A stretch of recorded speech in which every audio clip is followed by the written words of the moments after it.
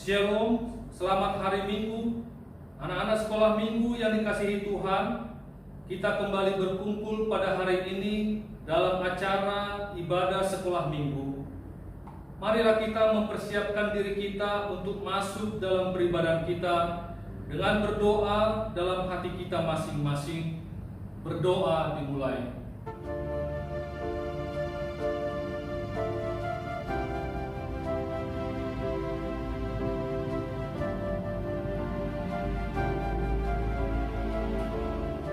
Amin.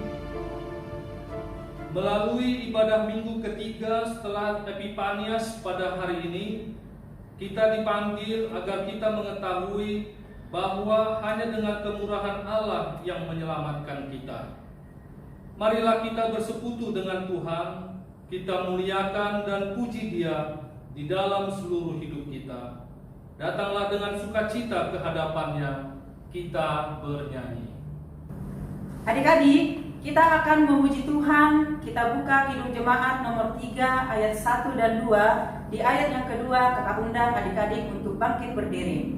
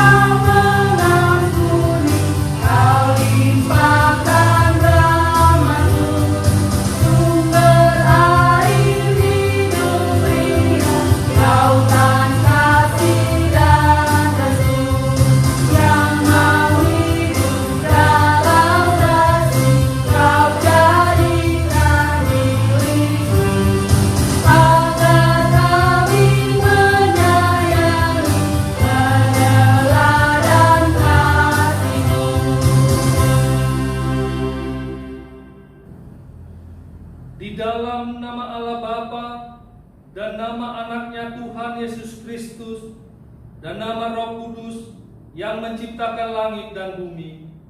Amin. Marilah kita berdoa dengan bersama-sama mengucapkannya.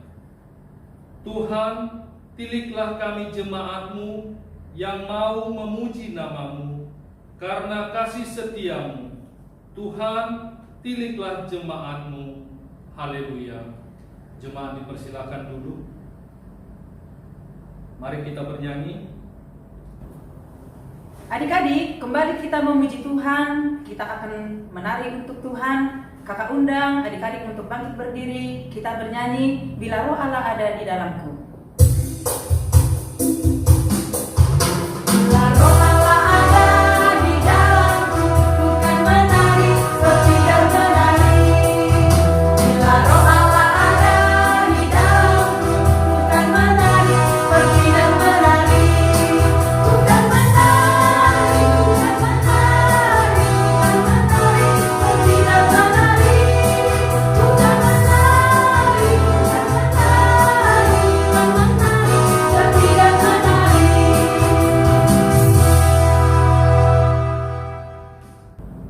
Hukum Tuhan yang ditetapkan untuk kita pada minggu ketiga setelah Epifanias tertulis dalam Lukas 6 ayat 36. Hendaklah kamu murah hati sama seperti Bapamu adalah murah hati. Marilah kita bersama-sama memohon kekuatan dari Tuhan kita. Ya Tuhan Allah, kuatkanlah kami untuk dapat melakukan segala perintah-Mu. Amin. Mari kita bernyanyi. Kembali kita memuji Tuhan adik-adik. Kita buka Kidung Jemaat nomor 36 ayat 1 dan 2. Di ayat yang kedua, kakak undang adik-adik untuk bangkit berdiri.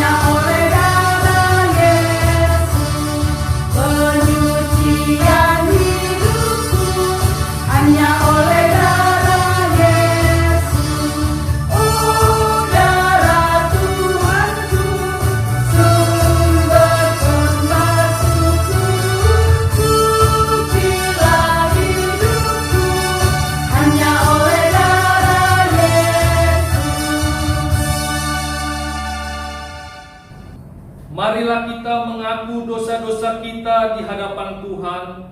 Kita berdoa dengan bersama-sama mengucapkannya. Ya Tuhan Allah, ampunilah kesalahan kami, seperti kami mengampuni orang yang bersalah kepada kami. Amin. Marilah kita mendengar firman Tuhan yang menjadi epistel bagi kita pada minggu ini, yang tertulis dalam Markus 1 ayat 14 sampai dengan ayat 20. Sesudah Yohanes ditangkap, datanglah Yesus ke Galilea memberitakan Injil Allah. Katanya, waktunya telah genap, kerajaan Allah sudah dekat. Bertobatlah dan percayalah kepada Injil. Ketika Yesus sedang berjalan menyusur danau Galilea, ia melihat Simon dan Andreas, saudara Simon. Mereka sedang menebarkan jala di danau, sebab mereka penjala ikan. Yesus berkata kepada mereka, "Mari, ikutlah aku, dan kamu akan kujadikan penjala manusia." Lalu mereka pun segera meninggalkan jalannya dan mengikuti dia. Dan setelah Yesus meneruskan perjalanannya sedikit lagi, dilihatnya Yakobus, anak Zebedeus, dan Yohanes saudaranya sedang membereskan jala di dalam perahu. Yesus segera memanggil mereka, dan mereka meninggalkan ayahnya Zebedeus di dalam perahu bersama orang-orang upahannya, lalu mengikuti dia. Demikian firman Tuhan. Berbahagialah orang yang mendengarkan firman Tuhan serta memeliharanya. Amin. Mari kita lanjutkan dengan bernyanyi. Kembali kita memuji Tuhan. Kita buka Kidung Jemaat nomor 376 ayat 1 dan ayat yang kedua. Di ayat yang kedua kita bangkit berdiri.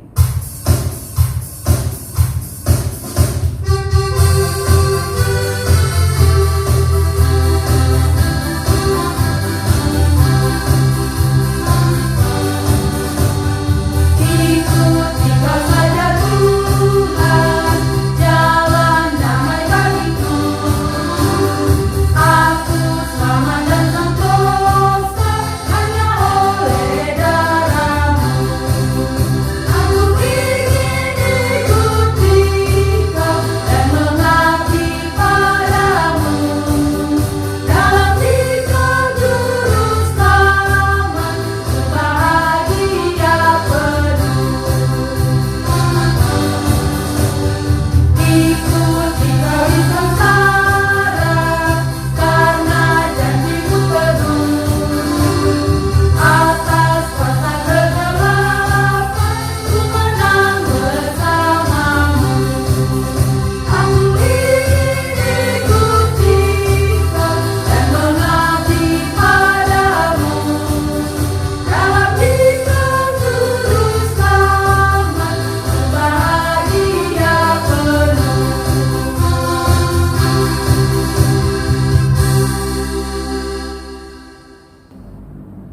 marilah kita bersama-sama mengaku iman kepercayaan kita sebagaimana teman-teman seiman di seluruh dunia.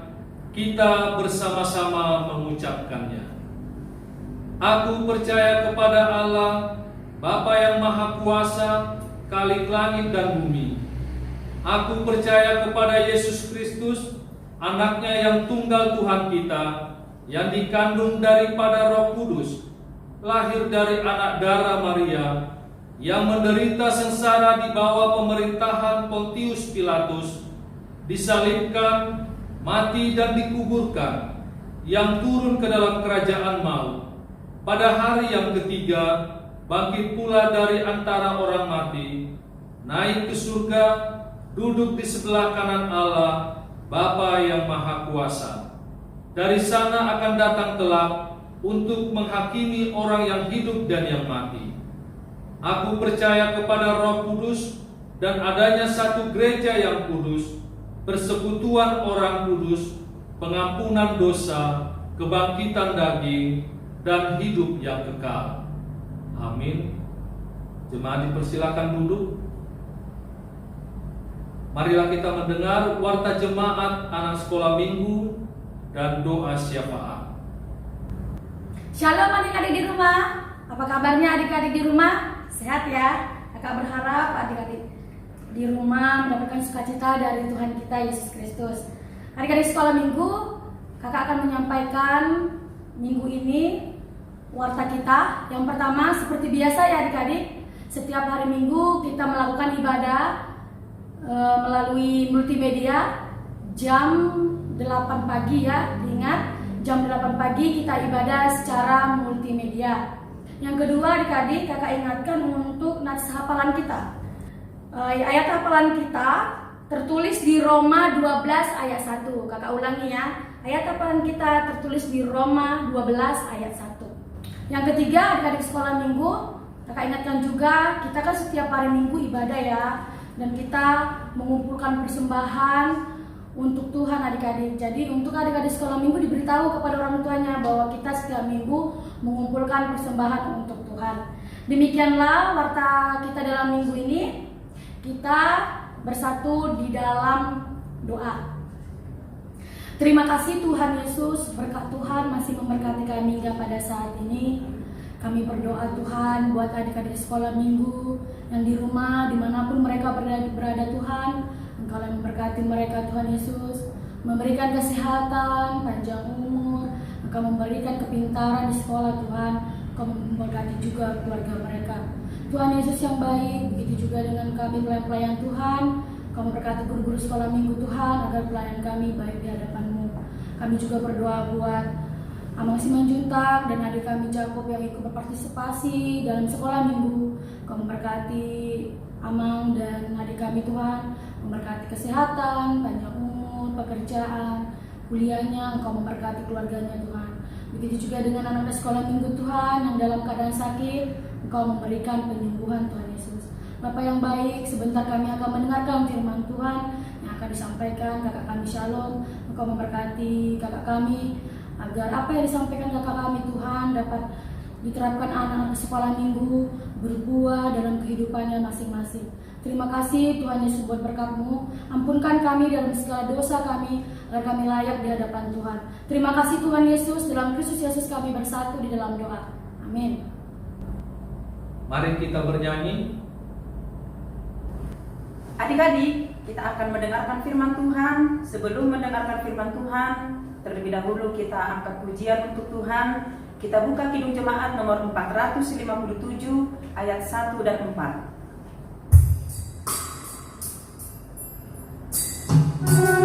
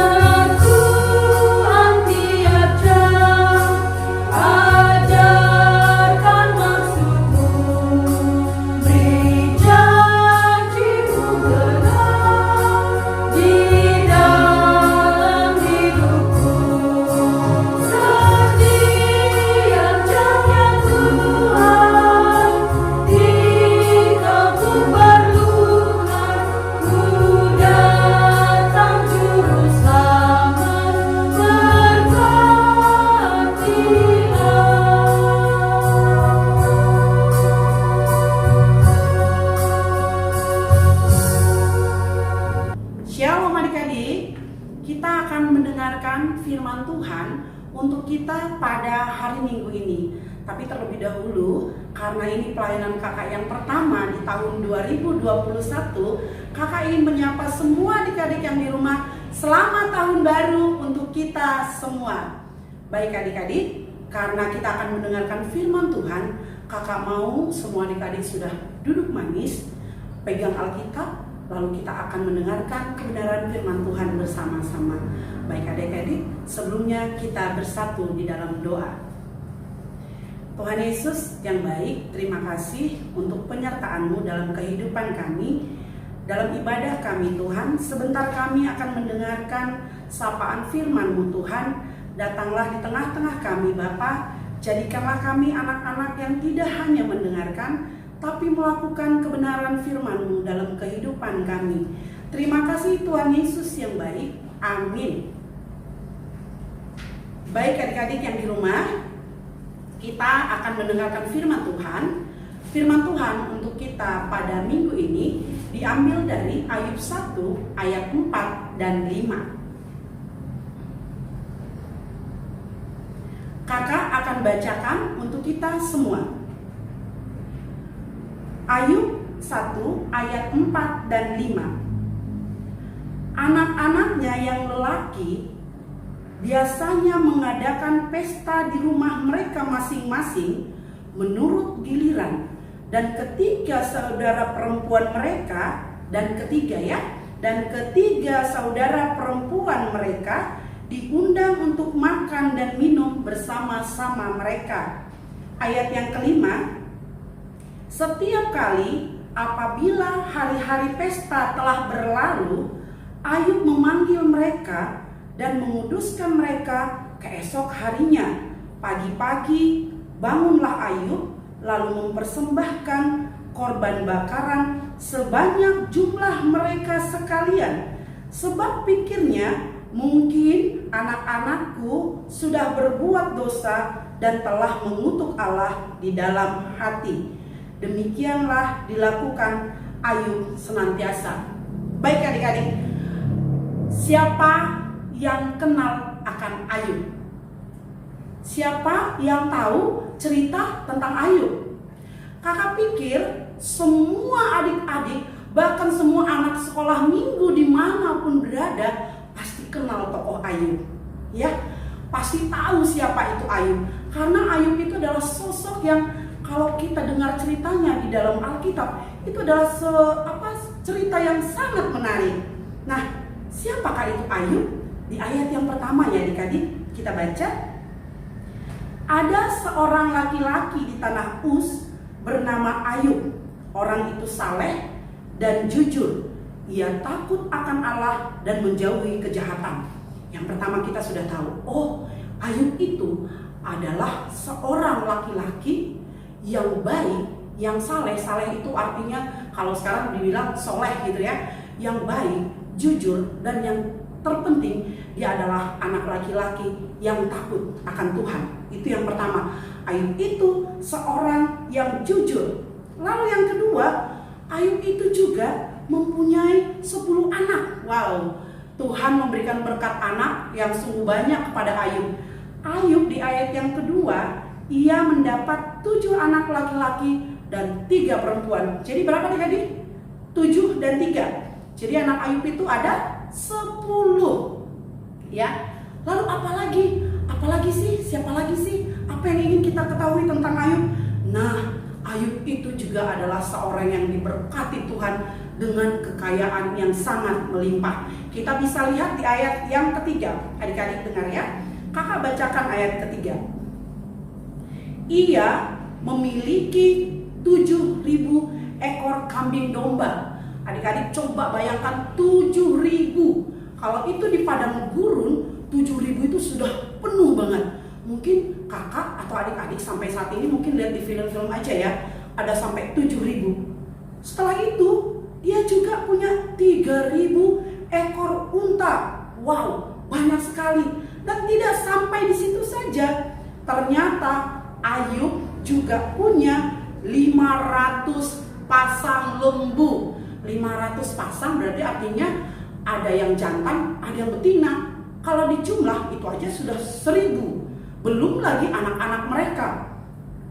Dan tidak hanya itu, Ayub juga mempunyai banyak budak-budak. Kalau di dalam Alkitab disebut budak-budak ya adik-adik, dalam jumlah yang sangat besar. Kalau sekarang disebut pekerja.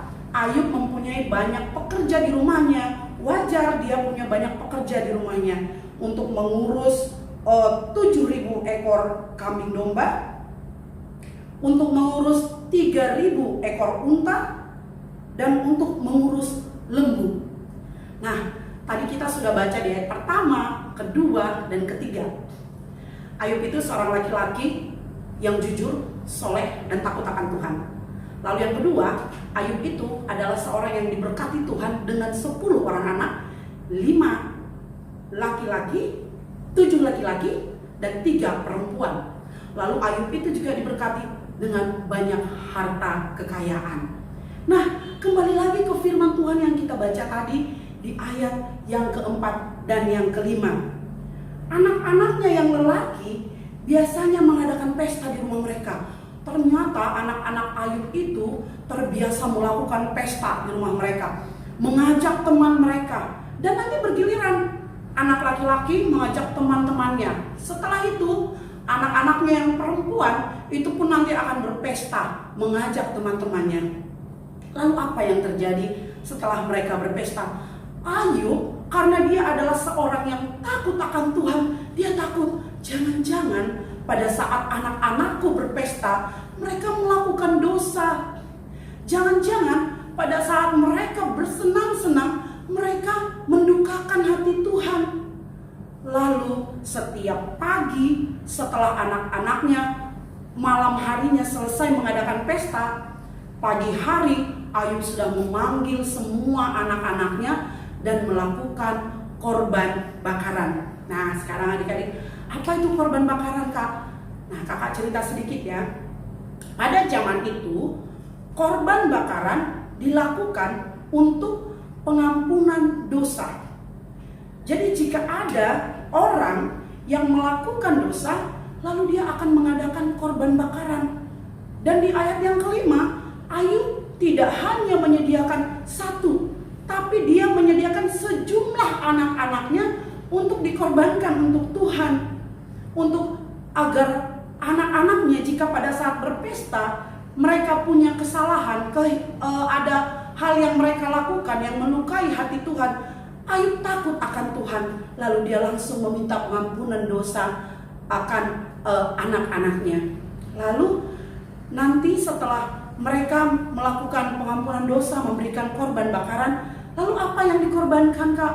Biasanya yang dikorbankan adalah lembu, sapi, atau onta. Tapi adik-adik tidak cukup sampai di sana. Yang diberikan itu adalah yang terbaik dari domba. Misalnya dombanya itu adalah sesuatu domba yang paling baik. Dia paling sehat. Mungkin dia paling besar, gemuk. Jika dia sapi, sapi yang terbaik. Itulah yang akan diberikan korban bakaran kepada Tuhan. Lalu pertanyaan adik-adik mungkin bertanya di rumah, Kak, kenapa sekarang kita tidak melakukan korban bakaran? Nah, ini dia indahnya menjadi anak-anak Tuhan Yesus. Kenapa kita tidak melakukan korban bakaran untuk minta pengampunan dosa? Toh kita berbuat dosa. Kadang kita berbicara yang salah, kadang kita berpikir yang salah, kadang kita berbuat yang salah. Tapi adik-adik mau tahu jawabannya? Kenapa kita tidak perlu melakukan korban bakaran? Karena Tuhan Yesus telah mengorbankan dirinya, mati di kayu salib, dan mencurahkan darahnya untuk menebus dosa kita, dosa kakak, dosa adik-adik, dosa orang tua, dan semua dosa orang-orang yang Tuhan sayangi. Nah, itu jawabannya adik-adik. Kenapa kita tidak perlu melakukan korban bakaran? Karena Tuhan Yesus yang amat baik telah mengorbankan dirinya di kayu salib dengan mencurahkan darahnya untuk menebus dosa kita, sehingga tanpa korban bakaran kita dapat datang untuk beribadah kepada Tuhan. Lalu karena Tuhan sudah memberikan tubuhnya, memberikan dirinya mati di kayu salib, kita dengan seenaknya sudah bebas berbuat dosa. Kita boleh melawan orang tua, kita boleh melakukan apa-apa. Tidak seperti itu, ya. Kita harus menghargai pengorbanan Tuhan Yesus. Kak, bagaimana caranya saya menghargai pengorbanan Tuhan Yesus? Sungguh indah ya adik-adik. Menjadi anak-anak Tuhan Yesus adalah sesuatu yang tidak dapat diganti dengan apapun. Menjadi anak-anak Tuhan Yesus adalah suatu anugerah. Tidak semua orang anak Tuhan Yesus, tapi menjadi anak yang dipilih Tuhan Yesus adalah sebuah anugerah yang besar. Lalu apa yang harus kita lakukan? Apa yang harus kita perbuat untuk menghargai, untuk kematian Tuhan Yesus tidak sia-sia? Nah adik-adik, ayat hafalan kita pada minggu ini akan menjawab semua pertanyaan kita. Adik-adik boleh buka Alkitabnya. Ayat hafalan kita di Roma 12 ayat yang pertama. Kita baca bersama-sama adik-adik. Kakak mau adik-adik masih tetap mendengar ya. Saya akan bacakan untuk kita. Roma 12 ayat 1. Persembahan yang benar. Karena itu, saudara-saudara, demi kemurahan Allah, aku menasehatkan kamu supaya kamu mempersembahkan tubuhmu sebagai persembahan yang hidup, yang kudus, dan yang berkenan kepada Allah. Itu adalah ibadahmu yang sejati. Wah, indah sekali adik-adik. Ternyata apa yang harus kita lakukan untuk kita dapat menghargai kematian Yesus yang sangat mengasihi kita adalah dengan menyucikan diri kita, dengan kita melakukan apa yang dikehendaki Tuhan, dan kita melakukan apa yang berkenan di hadapan Tuhan. Mungkin adik-adik bisa dengan pertama rajin beribadah, karena pasti anak-anak yang rajin beribadah itu adalah anak-anak yang memang rindu akan Tuhan. Kalau adik-adik bilang adik-adik mencintai Tuhan, tapi karena situasi pandemi saat ini ibadahnya masih lewat multimedia, kakak-kakak tidak melihat, lalu adik merasa bosan. Jangan ya, tetap tunjukkan aku mencintai Tuhan Yesus karena Tuhan Yesus terlebih dahulu mencintaiku. Jadi adik-adik mulai saat ini taatlah beribadah, taatlah berdoa, lakukan segala hal yang baik. Apa hal yang baik yang Tuhan inginkan? Di Roma 12 ayat 1 tadi, persembahan yang benar adalah supaya kamu mempersembahkan tubuhmu sebagai persembahan yang hidup, yang kudus, dan yang berkenan kepada Allah. Karena itu adalah ibadahmu yang sejati. Amin. Kita berdoa. Tuhan Yesus, terima kasih untuk kebenaran firman-Mu yang telah menyapa kami pada ibadah kami di hari Minggu ini. Tuhan Yesus, jadikan kami terlebih anak-anak-Mu ya Bapa. Biarlah mereka Tuhan mempersembahkan yang terbaik dari hidup mereka Bapa. Biarlah Bapa Engkau memberkati setiap anak-anak pada masa pandemi saat ini Tuhan. Kami tetap berdoa, kami selalu berharap. Biarlah Bapa Engkau yang selalu menjaga kami Tuhan. Terima kasih Tuhan Yesus. Terima kasih atas semua berkat-berkat-Mu. Terima kasih atas segala penjagaan-Mu dalam kehidupan kami. Terpujilah Engkau ya Bapa. Dalam nama anak-Mu Yesus Kristus Tuhan kami telah berdoa dan mengucap syukur. Haleluya. Amin. Adik-adik, tibalah waktunya kita untuk mengumpulkan persembahan. Marilah kita memberikan persembahan yang terbaik untuk Tuhan. Sambil mengumpulkan persembahan, kita bernyanyi, Aku Bahagia.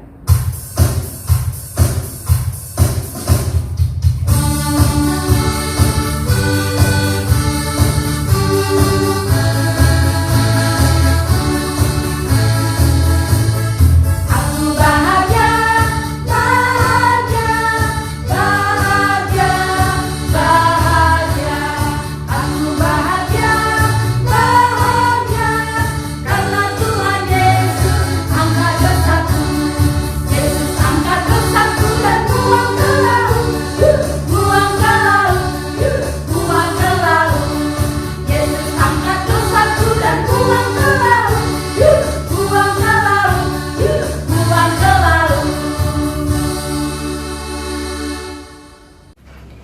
Adik-adik, kita akan mendoakan persembahan kita. Kita berdoa. Bapa kami, Tuhan Allah yang Maha Kuasa, yang bertahta di surga, kami mengucap syukur dan terima kasih kami kepadamu ya Tuhan, di mana Tuhan memperkenankan anak-anak di dalam kerajaan-Mu. Di sini kami menyampaikan persembahan kami. Kiranya Tuhan menerimanya untuk kemuliaan nama-Mu. Amin.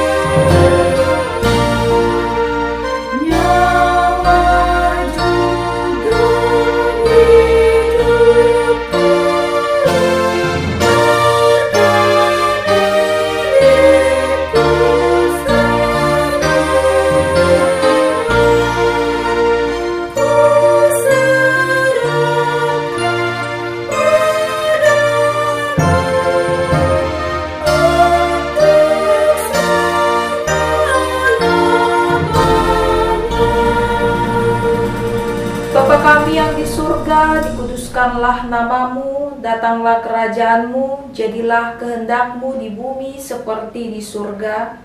Berilah kami pada hari ini makanan kami yang secukupnya, dan ampunilah akan kesalahan kami, seperti kami mengampuni orang yang bersalah kepada kami. Dan janganlah membawa kami ke dalam percobaan, tetapi lepaskanlah kami daripada yang jahat. Karena Engkaulah yang punya kerajaan dan kekuasaan dan kemuliaan sampai selama-lamanya. Amin. Tuhan memberkati engkau dan melindungi engkau. Tuhan menyinari engkau dengan wajah-Nya dan memberikan engkau kasih karunia. Tuhan menghadapkan wajah-Nya kepada engkau dan memberikan engkau damai sejahtera.